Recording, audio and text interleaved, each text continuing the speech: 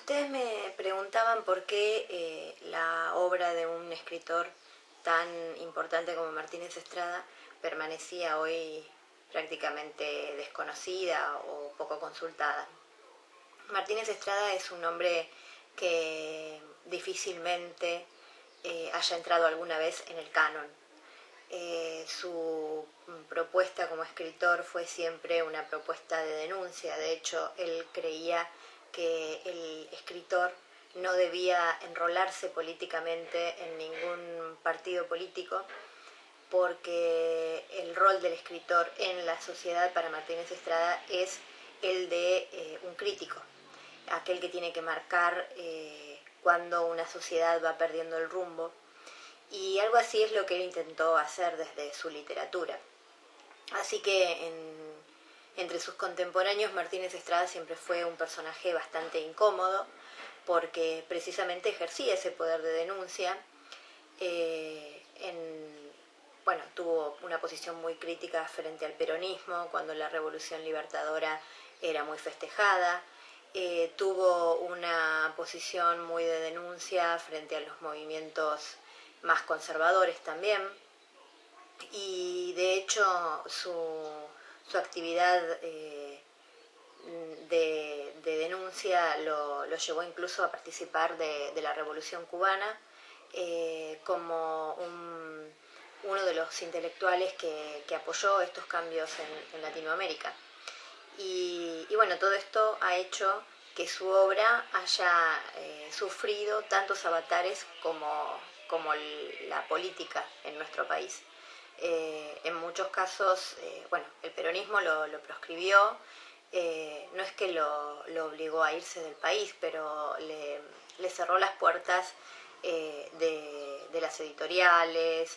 De hecho, Martínez Estrada durante la época del peronismo se sintió muy perseguido. En parte estas cuestiones fueron las que determinaron que en algún momento se fuera a ejercer la docencia a México, y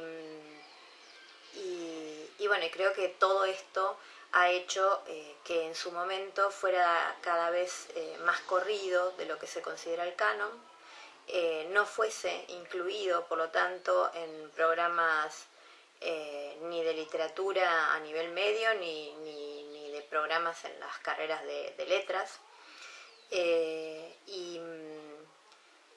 Y ha sido una obra que por esto mismo, al no ser difundida, ha dejado de consultarse. Sin embargo, cuando uno la lee, es una obra que tiene total vigencia.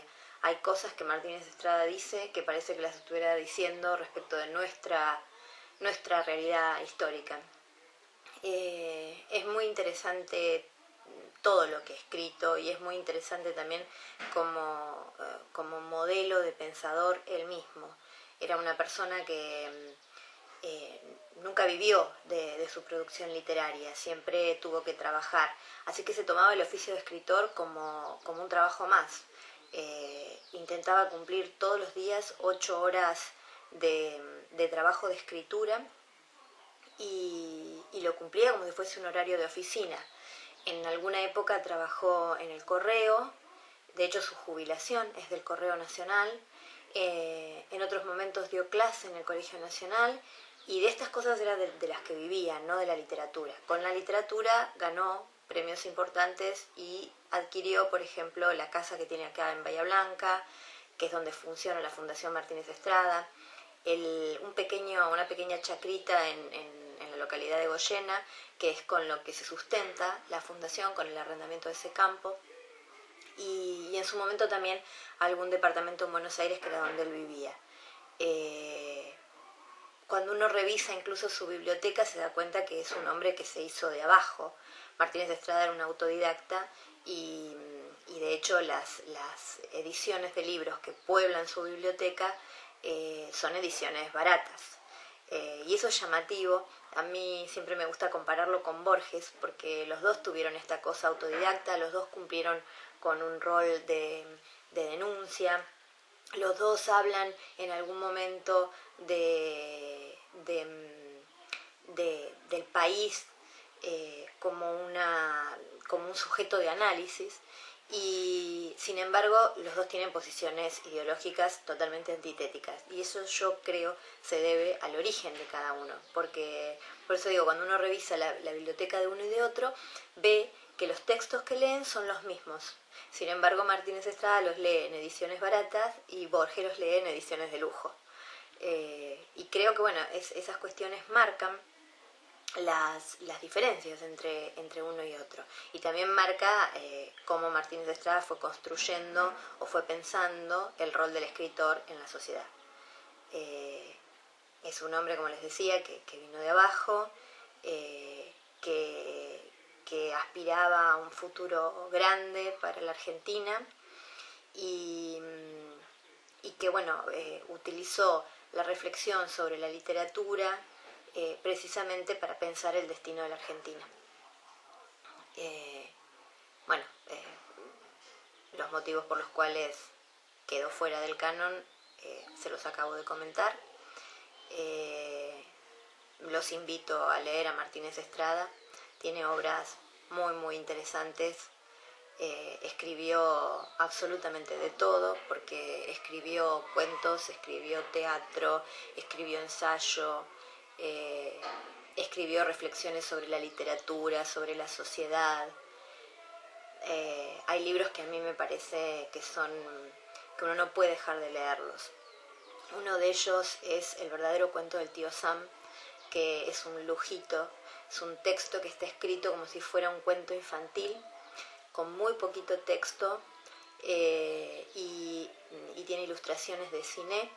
Las ilustraciones dialogan con el texto de Martínez Estrada, y en ese librito analiza de manera muy humorística, muy irónica, el rol de Estados Unidos y su relación con los países latinoamericanos.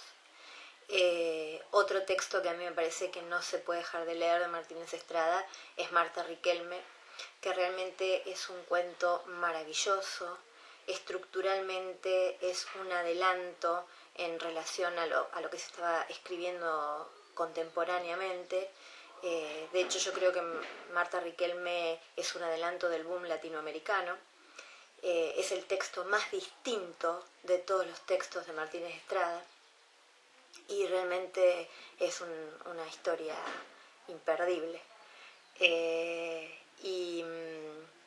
Otro libro que me parece que tampoco se puede dejar de leer es Muerte y Transfiguración de Martín Fierro, porque a la par del análisis de la figura de Martín Fierro, Martínez Estrada está analizando la argentinidad. Y después, bueno, de sus ensayos hay muchísimos que uno podría leer. A mí me gusta particularmente todo aquello que supone una reflexión sobre el rol del escritor en Argentina.